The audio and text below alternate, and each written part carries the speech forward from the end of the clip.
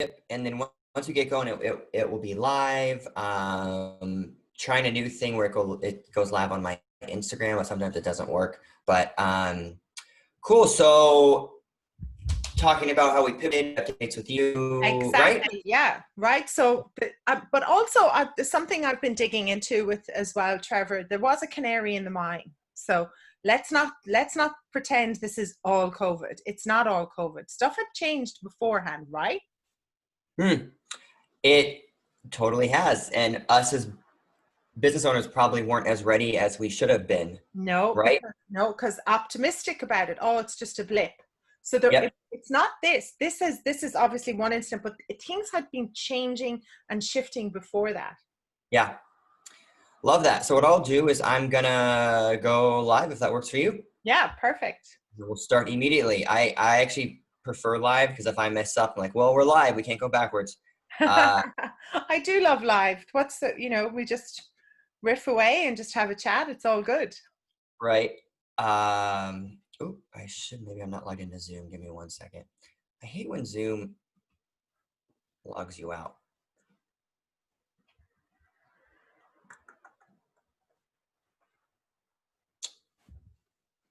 That's annoying. Okay.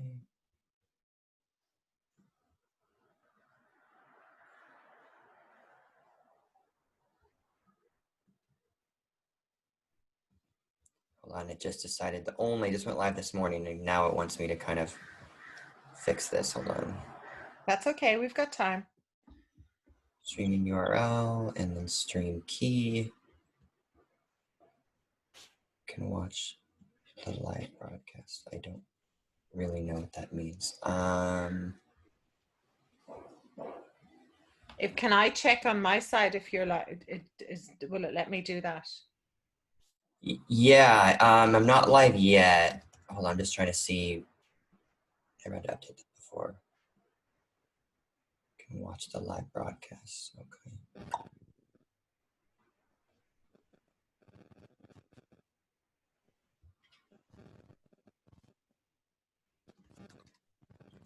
I'll get it in 1 second. Of course. Works all week. Okay. I think we're about to go live. Let's see.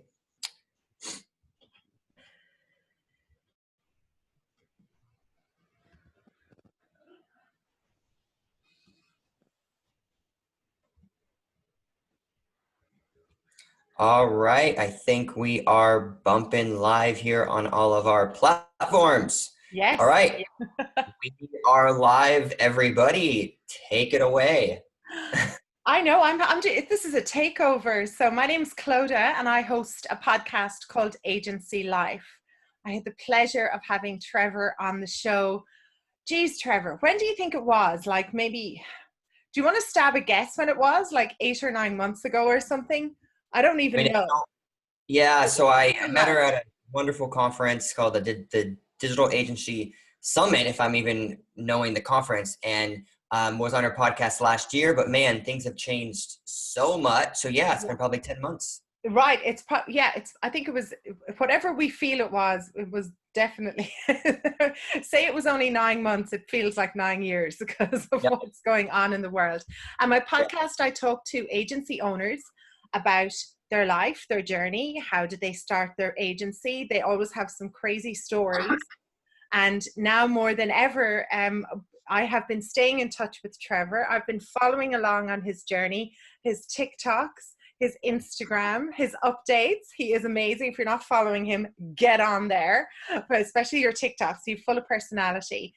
And so obviously with everything that's going on in the world, I work with businesses all over the world. So I stay in touch with kind of everything that's happening.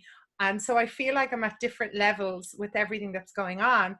And Trevor and I were talking and let's get in touch again. Let's have another follow-up podcast to talk about what has changed in your business. So we were going to have this chat anyway, but we may as well do it live and we may as well do it on the podcast. So Trevor, to refresh people, and what I'll do is I'll do a reminder of which episode it is and I'll tag it in the show notes. But tell us about your business and how you got into this crazy world of digital agencies.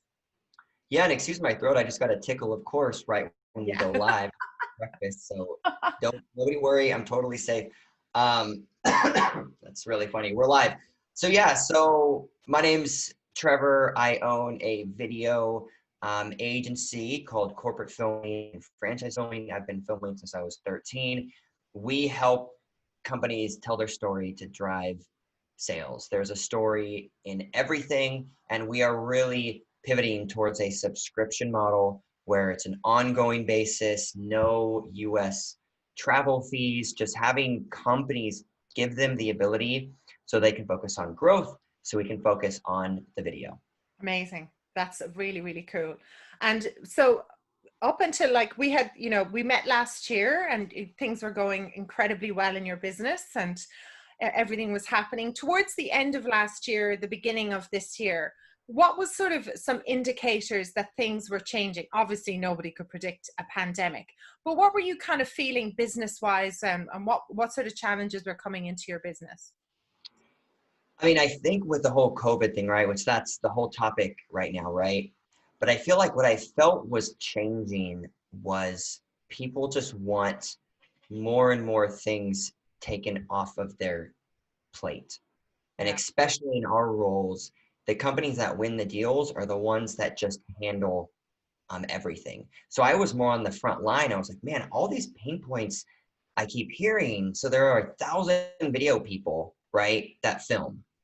But how many of them actually solve pain points, actually give people their time back? So that was that kind of switch I saw being at expos and hearing pain points. So we started to pivot our business more and more Yeah. towards this idea of having this consistent video creation for one annual cost, and the price will never raise whether we film in LA, Michigan, Texas.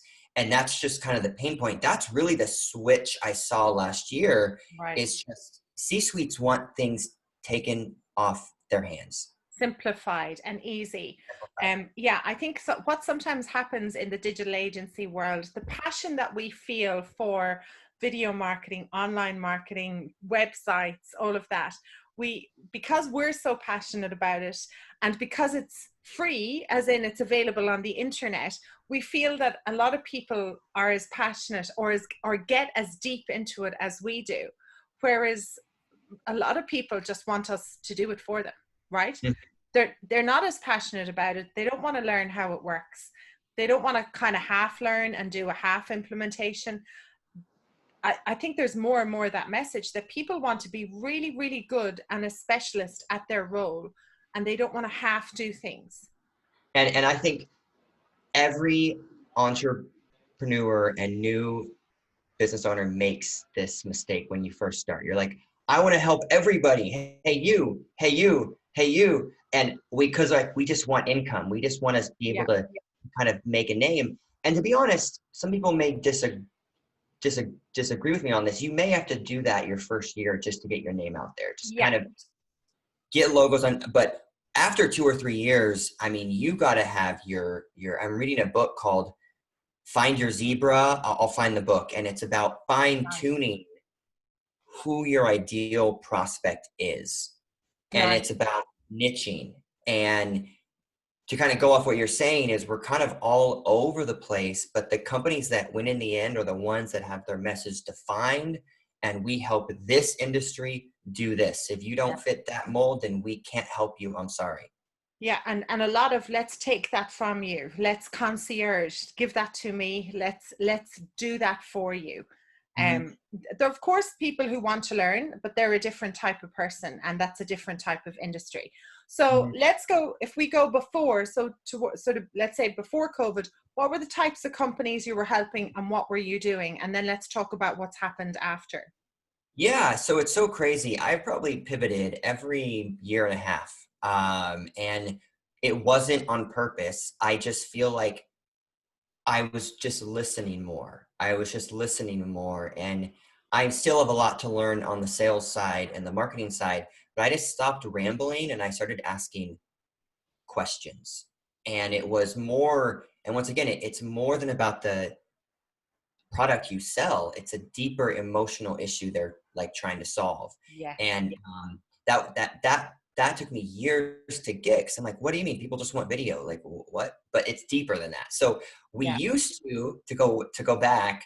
I started my first company at 13. I was converting VHS to DVD, getting $14 a disc. Yes, I I'm love gonna that bring story. it back It's so cool. to VHS. Everybody, I mean, Be Kind, Rewind, I think was a Oh blockbuster. yeah, that's right, the Blockbuster. And I fell in love with that. I could buy the latest Game Boy. Then at age 16, I actually bought the domain eventfilming.net. I was converting family weddings. Sorry to my aunts and uncles that I filmed your weddings. It wasn't that good of a video back then, but they also didn't really pay for it. So they still liked it, right? Yeah. But it's like, and then you learn. And then right after college, I really scaled event filming. So at our peak, we were doing 100 weddings a year, and it was so fun and beautiful and humbling. But a lot of issues happened because we won those deals because we were the lowest.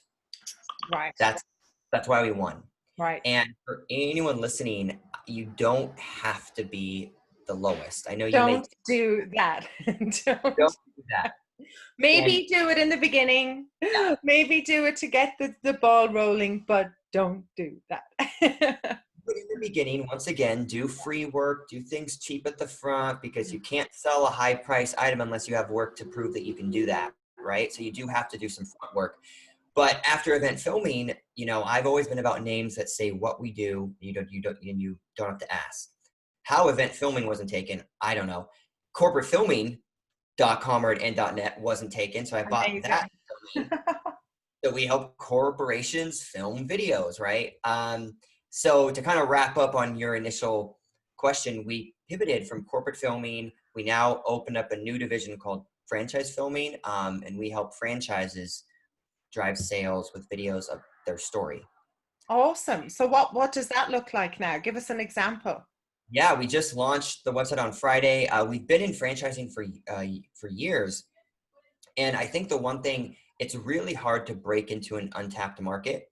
It's really hard, but once you do it, you just are the number one because no one else is in the space. No one got in there. Yeah. No one got in there. So franchising, I was walking around these expos. Like, I encourage people, you have to get away from your laptop. You have to, once COVID's over, you have to be at expos. You have to be at chamber events. You have to be in front of people that are your buyers. And I just kept hearing, I didn't see any video companies at these franchise shows. And this is like Dunkin' Donuts. This is Subway. I saw even the big guys have the crappiest videos. And I'm like, okay, this is weird. I know they have the budget. They just paid $100,000 for this booth. Yeah. Right. And then we just started to do franchise videos, and then it picked up. So now I was like, how do we niche ourselves? Going back to our first topic, niche yourself. Now we're both corporate filming, franchise filming. Both are rocking, scaling. And I don't think I really ever mentioned the word videographer. I mentioned video production agency that drives your sales, no travel fees. Most importantly, videos done in 10 days. It's just this hit. Exactly. You're right. The pain points. People say, oh, my video takes so long. I don't want to pay for my internal guy to fly to Texas. Listen to pain points, I guess, is my point of all that conversation. I just good. So when everything happened, so you're in Long Beach. Yep. In California, right? So you're currently at the beach. Congratulations on your new apartment. So I've been following you. You are a legend getting your apartment in the middle of moving in the middle of a pandemic. And you also cracked me up by putting up the fact that you just signed a lease for an office at the beginning of a COVID pandemic. Just signed a 3-year lease when COVID first began, and you can only laugh. You can only laugh at that. There's nothing. Of course, yeah. All of this will eventually end, and will your company be ready for it? And that's what we're prepping for, is marketing budgets. Budgets are like sinks. I actually heard this quote. They drain, but eventually they're going to fill back up. Exactly. Yeah. That really stuck with me. So So when you, before this, when it all got announced, and California's been particularly hard, Yeah. rigid, strict, as opposed to other states in the country. Um, Yeah. I always surprise people with my knowledge of international news. I kind of know what's going on a little bit everywhere, just so I can relate and start a conversation. But I don't know the in depth. So when it all got locked down, what was the initial reaction from the clients? Like, what was the immediate things? Did you have things in the calendar and it was like, we can't fly? What was the kind of instant stuff that went on? So it's crazy. I mean, corporate filming, we film humans and we film events, Right. right? So when events can't happen and when humans can't leave their, or they can't leave their home, Yeah. you know, you're bound to have a break in business, right? So what really kept us afloat was our subscription model. Well, I think that's what we talked about when we first chatted. Yeah. And it's really the vision of where I see us going is Yeah. no more one-offs. Like if so, like the subscription model, clients were still paying us like monthly, even though we were editing, but we weren't filming new things. Right. And since this was a pre-approved budget, it's not like they had to beg their boss to write the PO. It was Yeah. already pre-approved. And we let many people pause payments. We let people sometimes lower their investment with us because we really wanted to be a partner with them, because I know they will come back. Once again, budgets, right? They will fill back up The and sink will fill. Yeah. so yeah, I mean, that's what really kept us afloat. And the idea of this subscription model of just, we can still create videos for you, even though we can't film new things because we've already filmed for you many, many times. And so you were able to adapt that. So if I was a company now and I'm going, how am I going to get all this video work done that I have had planned in my calendar, but now what is the model that you have now for businesses? So we're actually creating a COVID safety list for all filming days. Shout out to Autumn on our team. She's really heading that up. Nice. Where we're going to have a checklist. We got, I'll show you. Oh, show me. Branding. We got some franchise filming masks. Incredible. I mean, cover my eye, but right there. Sorry, my camera's inverted. You know how to wear them. Yeah, I know how to wear masks. And so because a lot of clients are asking, what do you mean you film? I thought there's a shelter. And a lot of my new sales kind of took a hit because I didn't really know how to show them that we're staying safe. So our first shoot we're doing next week, I'm actually bringing in a film crew to film our film crew being safe. Document it. Brilliant idea. Yeah, and you can do some camera video with yourself with your iPhone, and you can do some. Yeah, I've seen a lot of people do that. I absolutely commend anyone who's opening a business, opening anything, or going back to work. Just show me what it looks like from when I walk in the door. That is such a good idea, and that's a really good point for everyone. And even if you're opening up your agency and you're the first person who's gone in, just for your team, take pictures, take a video, walk them through so that they're not worried about what everything's going to look like. If you're there first, take the video to show people what it's like and how safe it is. Yeah, and that's exactly right. The thing that I've learned, I'm sure you know, but it's so hard to tackle. Most prospects or clients won't tell you if they're confused or they don't know what to do. They'll just stop writing back to you. So we have to, if we know something's going to be in front of us to stop a sale or stop a filming day like in us, we want to tackle it and be like, hey, this is how we're being safe. Something else that we pivoted though is we offered a way to get people on Zoom. So just like this, and it I can't think of the word, lifted off. It took off. I can't think of the words. It took off. So now exactly how we're like this, all companies have to do is give us emails of people they want us to talk to on film. We make them the full box. We ask them questions like they would in person. Why do you use XYZ company? Why do you love working for them? But then we ask for photos and video, and we add lower thirds, we add music. don't let COVID stop you from still making marketing stuff. Absolutely. Yeah. No, no need to. We all have the technology. You can set up the room the way you like it. There's lots more you can do. Absolutely. Yep. That's great. So what's been so far, you had to relaunch things or repackage things, or what did you physically do in the agency? Yeah. So what we did is we actually rebranded, recolor paletted, if that's the past tense of that word, got a new color palette, got a new logo. We animated our logo. So this guy's lifting up the logo. It's just, this is actually going to be retired. Actually, the first time I'm realizing that this was my logo when I first had when I was 15. Wow. Finally retiring it 15 years later. I'm just realizing that. So it's going to be a new logo. So we just rebranded, but what we also did is, you know, states are starting to open back up. So we're doing a filming day in Pennsylvania in 2 weeks, in Michigan in 3 weeks. So our services, to answer your question, are going to be half in-person filming, Right. which are more expensive because people, travel, resources. Yeah. And what's half the cost is something like this, because it's less, resources. So we pass along those savings to you guys. So it's an ability to get people on Zoom consistently. So we have one client that gave us 25 emails and she goes, I don't have time to deal with this. Get them on Zoom. And I go, done. And our team takes it. And we just did one at 10 today and it was great.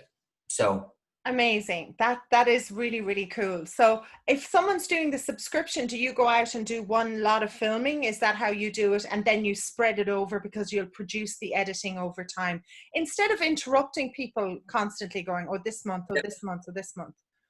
Yeah. So yep. The way we can do it is we can come in for like one full day or 2 days back to back, let's say, Yeah. and then we have a whole year of content from those filming days. Because we know that CEOs can't film with us every month, right? No. So we can tackle that and do that all at once.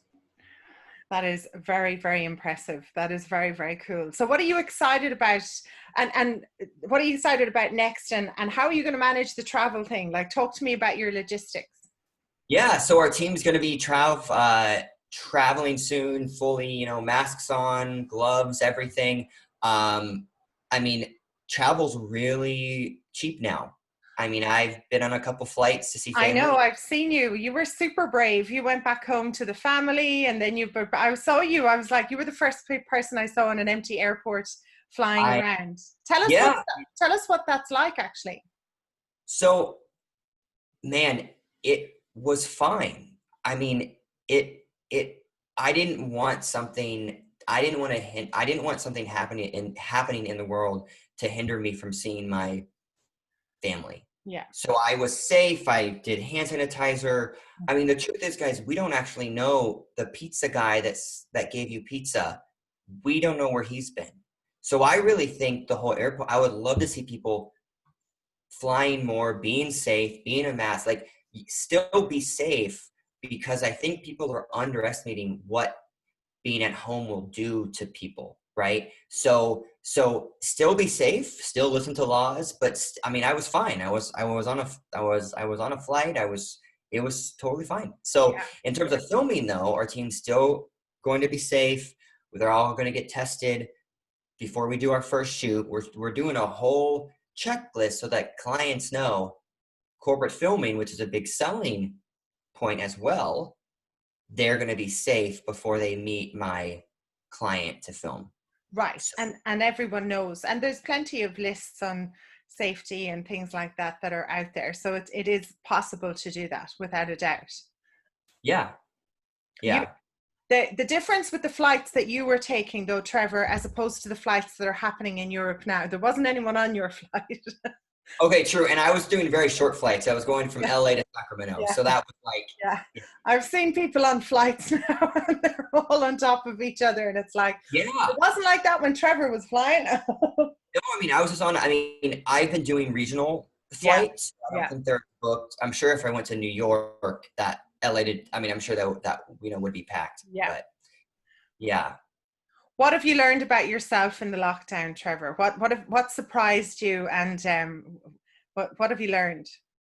I think what really impressed me was how much our team can just execute on things, right? And something we've learned is, you can never have a big enough safety net, right? I think that's the one thing. I think they say you should have 3 months savings all the time. For some people, that's not possible. So how do you work at 1 month, right? Then that becomes a month and a half. So with us, we actually learned that we cut a lot of expenses. We actually became a leaner and meaner team Yeah. because of COVID, Yeah. right? So, and we put process, like the thing I've told people is if during COVID you are not making time to rebrand, do that checklist, create your website, create that, like we redid our entire process and relaunched an entire brand when COVID was in place, because I don't sit still. Like my team hates it about me, they love it about me. I don't sit still. Yeah, Like I I know. haven't had breakfast yet and it's 11 o'clock. I'm just going, right? So Don't get I, hangry on me, Trevor. I know. Uh, so I think the one thing that I want to tell people is like, if you are lacking business or if you are kind of stuck, what can you work on that you have control over? So your website, your marketing, do you just your PDF, like work on something internal Yeah. so that when leads are coming back, you'll look like this powerhouse. And talk to people as well, because everyone is feeling it and the industry is very helpful and this is not the time for backstabbing or being worried about your competitors. Everyone's kind of struggles. So if you can see what somebody's doing and it looks like it's working, or you need some help, just start talking and you will get the right connections, you'll get the right support, you'll get the right ideas. It's definitely all out there. How did the team cope, Trevor, working remote fully? Because I know you're a tight bunch. You obviously in the filming, there's a lot of interaction, probably more than a normal agency, right? Because there's a lot of out and about and Yeah. working together. How did everyone cope being separated and working remote? So I am an extrovert times 100, right? So at the front, COVID was really hard because I want to be around people. Yeah. Expos are I could go to a 3-day expo every week for the rest of my life. And some people hate that. I thrive on that, Yeah. right? So my personality, and my dad, who's 65, will be like, that will eventually go away. So make sure you kind of enjoy that now that you enjoy talking for 3 days. Um, but the one thing, how our team is coping, I mean, I know they enjoy being from home. One of them drives. She's been with me 5 years. She drives over an hour to get into work, which I love. So I Mm. was happy that she's been home for 3 months. Our team, how we started to cope with each other is we required a daily film chat like this. So at Yeah. 9:05 every morning, I don't care if your makeup's not done or if your hair's not done, you need to be on video, and we're going to talk about the 3 things you did yesterday and the 3 things you're going to accomplish today. Brilliant. Because a lot of the pain points as leaders were like, I trust our team, which we do, but man, are they fulfilling their full day? And by having this daily meeting, you can kind of hold them accountable. You can say, oh, don't do that, do this. But more importantly, it allows your team to see what you as the leader is doing. So I tell them what I'm doing. So Mm. it's just all around transparency that at first was really awkward. So if there are any leaders out there that are like, a 10-minute daily meeting, what the heck are we going to talk about? It's going to be so awkward the first couple of weeks. You're like, welcome, guys. Like, what are you doing today? After you do it for a month, you will never not do it because it allows you to just focus. Your team rocks, you rock, you know what they're doing, and it's fantastic. And it's a time to catch up because with COVID, they're not seeing people either. So they need to see a face. We had a weekly virtual happy hour too for like a month or two where I Nice. said no work talk. I had some wine, my team had whiskey. It just, we added, people want to be a part of something. Yeah. And I think we as leaders, we sometimes forget that. They want to be a part of something. Yeah. So having video, yeah. So In the new world as well, it does give a good sets the tone around, as long as they are accomplishing these three things, how and when and where and how they do them, you know, i.e. lying on the ground with their laptop, standing up at a stand-up desk, you know, whatever way they're going to achieve those things, because that has been a difficult challenge. I spoke about this at a virtual summit today, actually, was women at home, we see things that need to be done.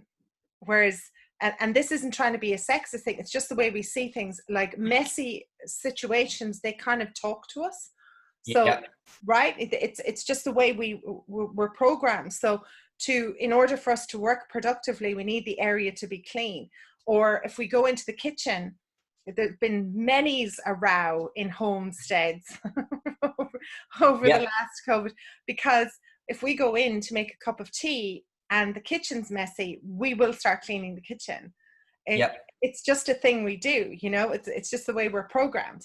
But you know, guys they can just go, well, that's not a priority right now because I'm working. Like, you know, it's just a different headspace that can happen. I'm not trying to be over generalistic, but by saying three things, they can go, right, let me put my head down and let me get these three things done by 1 o'clock. And then I'm going to take a break and I'm going to read a book, or I'm going to go for a walk, or I'm going to tidy the house, and then I'll wrap up in the afternoon. So I think that being flexible with work hours is so important right now. Yeah, and I think that's something I've really learned to do, because, you know, as managers, we should, and I'm still learning every day on how to do this, right? One of my favorite books is any book by John C. Maxwell, any book that he has on leadership. I mean, it's just eye-opening. Yeah. We have to be empathetic. We have to understand that, like, if they're not the business owner, you can't expect them to want to do the same things you do. You have to, they never will. Unless you make them 50% owner, they will never have the same drive as you. And I think at the front, I'm like, why aren't these guys, right? So just have empathy to why they're doing things, and also understand they're at home. They're probably doing laundry. I was doing laundry from home too. Right. Let them do their thing. And as long, what's great about this daily meeting is if you define their tasks, then you have nothing to worry about. It's up to you if you want to give them 4 tasks, right? But, you know, that's the daily meetings. And my mentor, I'm going to send this to him, he pushed me to do it for years. I said, we don't need no daily. But then I was slacking my team every 10 minutes. What are you working on? And it annoyed the crap out of them. It would do. Absolutely. Yeah. It would, right? That is a great tip. And I think it sounds like you'll bring that with you after all of this. What are you doing personally for yourself, apart from the business things? Is there anything new you're doing personally that you're going to take with you into the new world? Man, the new world. I always hear like the new normal, and I think it's going to be, that's a good question. You kind of caught me off guard. I think the one thing this has taught me is I need to be focusing and executing on the only thing I can do. It's not updating the website. It's not making a COVID checklist. It's not shipping mugs. It's, as the owner, it needs to be scaling and closing deals. And COVID really taught me that if I'm not doing that, then I need to delegate that to a trusted person, because only I right now at this stage of our business can really close a deal, can truly take it from hello to close, and then I pass it off to the team. So I think, so personally, it made me realize that I need to surround myself with our current team, but also bring on more talent so I can focus on closing deals. And yeah, I'm not sure the answer. I fell in love with like reading. I read each day at 5 a.m. I sit right there. I look at the ocean and I read. So it's fun. Yeah. Definitely teaching someone how to close as well. It will be, if you bringing somebody in to do the sales, because then you can detach yourself as the emotional person in the business from, not that you won't care about the deals, but when the owner's involved in the deals, there's just so much more there. You'll have a totally different business, but all in due course. Like, there's no rush there.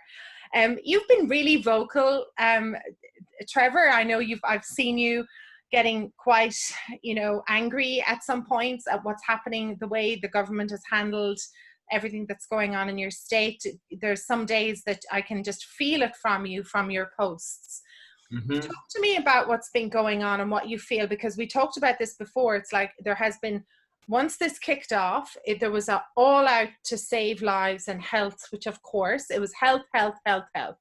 Economy was right down the back of the bus. And now it's all economy, economy, economy. Come on. And the health is like, oh, figure it out yourself. Talk to me about what you've been experiencing in your own, because I think you can, like, we all thought America was the United States of America, but we've soon realized you're 50 countries all figuring it out yourself. But what's your viewpoint on how things have been handled? Yeah. And I love the question. I sometimes have to tread a little bit light because as business owners, what we say is a reflection of our team and our brand, right? Mm. So I took some learning lessons of the timings of my postings.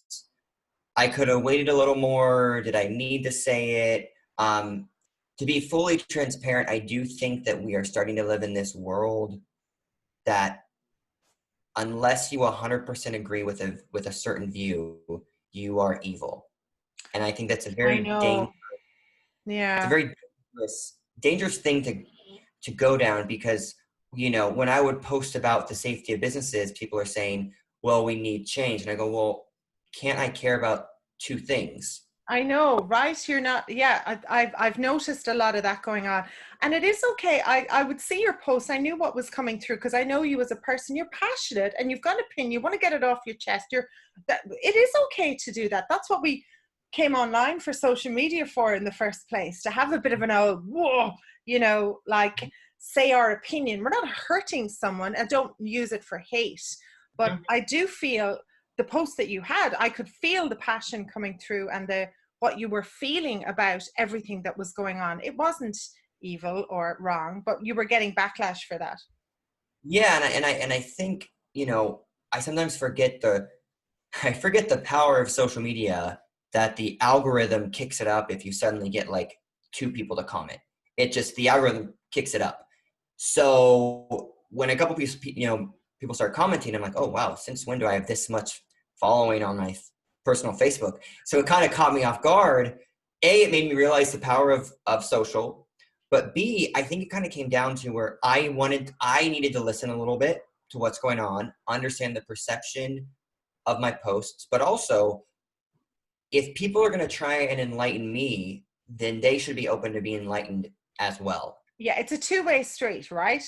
And it's a two-way street. And I even now just thinking about it, I think infuriates me is the wrong word, but for people just to say that if you want restaurants to be open, then you don't care about the health of the people. And if just one person dies from COVID because of a business opening, then you care about businesses. I'm like, guys, no, nobody will, like 40% of small business will not make it through. I know. Like, we're technically a small business I think it's under the 2 million mark, right? Is the rating.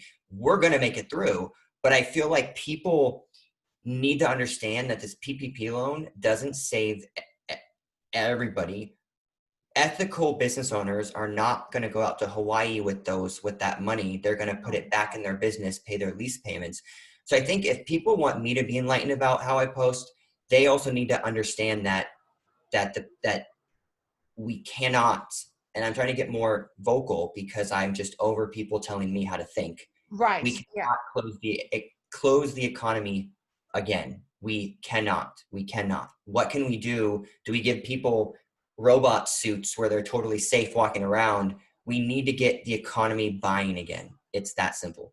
Yeah, I mean, I'm no expert on this, but I do talk to enough people all around the world to see where it has had a mixture of both, is people taking care of their own personal state. So that's the masks, the hygiene, the gloves, the not interacting with parties and people without masks and things. So it's the proper understanding of how I manage myself Mhm. while an economy in a shop opens.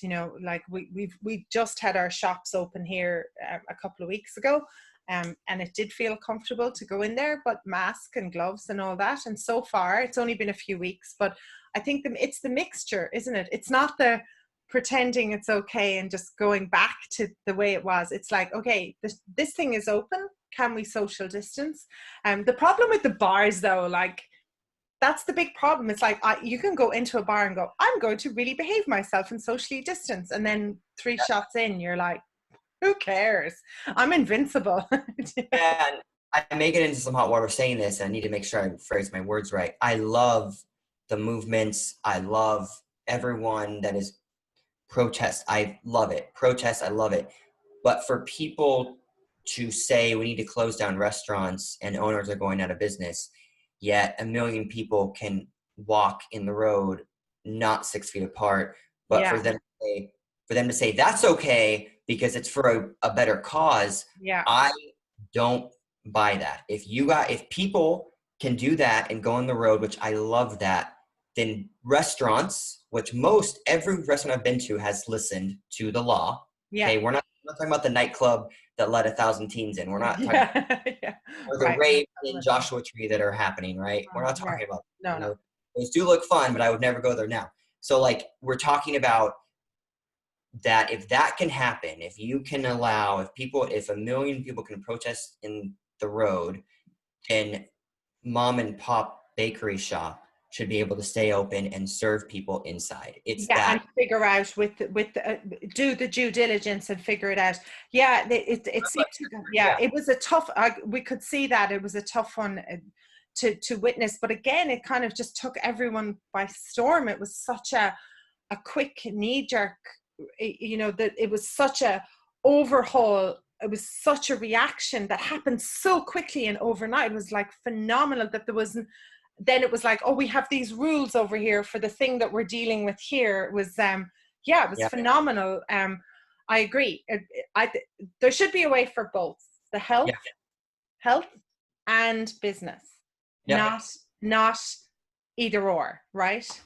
Yeah. And you can care about 100 things, right? The thing that people don't realize is there are 1,000 injustices going on in the world every single day. Yeah, It's impossible for one person to post about every injustice that goes on. Because yeah, I've got some comments, and once again, I'm making it some hot water.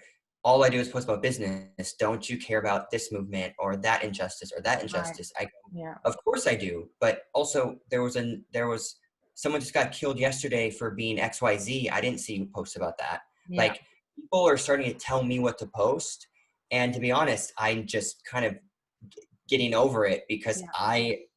it's my social media, and I, being a business owner, that's the thing I'm most passionate about. Yeah. You know? And it's what you live and breathe and what you do all day. It feels like a lot of people, because they've had so many things taken away from them, Trevor, and they're not taking ownership or control of what is within their control. Like you said, there are plenty of things. There's books to read, there's internet, there's stuff we can do online. There feels like there's a lot of negativity and attacking other people, way more than before, like a Mhm. lot more than before, because people aren't satisfied themselves, so they're getting a little bit of, I don't know, are they getting pleasure out of trolling someone else? I don't know. It's quite bizarre how much more it's gone up, or do they have more time? I can't figure it out. I just don't have time to troll. I mean, I'm trying to run a business and scale. Like, I don't have time to look at comments and troll people and comment on Yeah, every single post out there. And a lot of people have a lot of time on their hands, and I just don't understand it. yeah. You know? It's what. Tell us what brought you onto TikTok, and what do you love about it? And while you still have it, Trevor, could be taken Oh away man. from you. Oh, I know, I know. So TikTok is so funny. I'm 30, and man, I just feel like I'm this old person on TikTok. It's a bunch of 14-year-olds, but I can't tell you, I laugh. I'm in tears. It's such a funny app. So funny. It's Yeah, so funny, and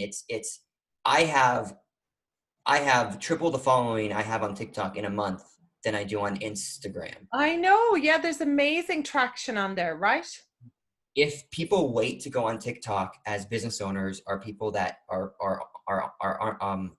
entrepreneurs, you will be left behind, Yeah. right? You need, like, TikTok is cringeworthy and weird and awkward. And even I'm doing things, I'm like, I know I'm 30. Do I really want to be doing this? But it humanizes. That's the whole point of what our team here at Corporate Filming really does, is we humanize people. Yeah. So I can't take that stance unless me as a CEO, I'm being quirky and awkward on TikTok, and people love it. Clients like love it. I sent Ford my TikTok and my storyteller video where it's us talking about how I ref soccer, how I dance with the team at like the office, and they were like, I want that for our leadership.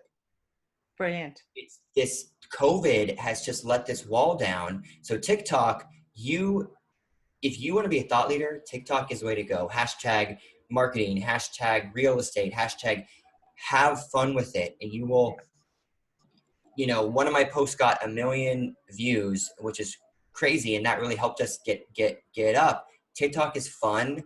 If you're afraid to be on it, then I would ask yourself why. I would Right. ask why, Yeah. and realize it's going to make you stand out, which is the whole point of marketing.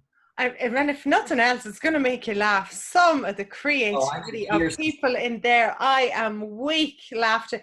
And there's some days, my goodness, have we needed a laugh through this last few months. I go in there, I've been watching some videos over and over again because I know they're going to make me laugh. So I'll have a good laugh with them. And don't worry, I think everyone just get over that it's not teenage girls dancing. There is a whole world in there, from a spiritual world, from people doing mantras, and from people sharing how they make money online, to like websites and things that they're doing, to real estate tips, to makeup and beauty. But a lot of marketing I've seen. There's a guy from H&M, digital marketing in the H&M marketing department, and he's a marketing director, and he is banging out the content. Like he's got a real job, Trevor, and there he is, like TikTok, and it was his life away, And I really believe Instagram is gonna go down. TikTok is just it's funny. I kind of read something. TikTok is for beautiful, hot people that post all the beach pics. But I read somewhere that TikTok is actually going to show us, are they actually funny? Are they actually a human?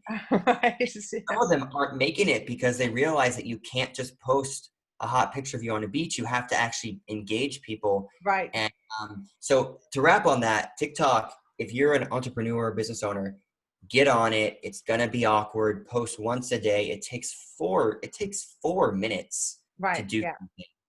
And I recommend it. I love that. We'll wrap up here from an agency life point of view anyway, Trevor, and whatever messages you have for your audience, you can share those. But for our audience, which is all agency owners, what's some tips and advice you would give them as they head out into the second half of 2020? I'm not even going to call it a new anything. It's just, can we survive? Can we live another 6 months? What's your tips for people? My tip in this whole new world that we're in is what worked earlier this year is not going to work the rest of this year. What got you here will not get you there. And that is a quote. I love quotes because even saying that reminds us that the old way of doing business is not going to work. It's going to start to teeter, even if it's a little bit. So what can you work on now that you can work on and get better at? And I think the one thing I want to leave people with is, one of our taglines is, people work with people, not logos. Right. And if you just have your logo everywhere in stock photos, how are they going to get to know you? So you have to put your people front and center. I love it. That's fantastic. Well, thank you for doing this episode of Agency Life, and thank you for streaming on all your back channels. Yes, of course. And people that are going to be watching this later, thank you. And thanks for having me on. Where can people find you, Trevor? What's the easiest way so that when somebody's interested in learning more about what you do, where will they find you? It's corporatefilming.net and franchisefilming.com. My email is trevor@corporatefilming.net. And my LinkedIn is my name, and social media, just search my name, Trevor Rappleye, we will show up. What's your TikTok handle? I just changed it. Trevor Loves Marketing. Gold. Absolutely. Okay. Believe it or not, guys, those kind of handles are very easy to get. Oh, it's so literally I typed in Trevor and I think that was available. I'm like, oh, that's too original. Or that's not. Trevor Loves Marketing. I'll check it out later on today. Thank you so much, Trevor. Of course. Thank you.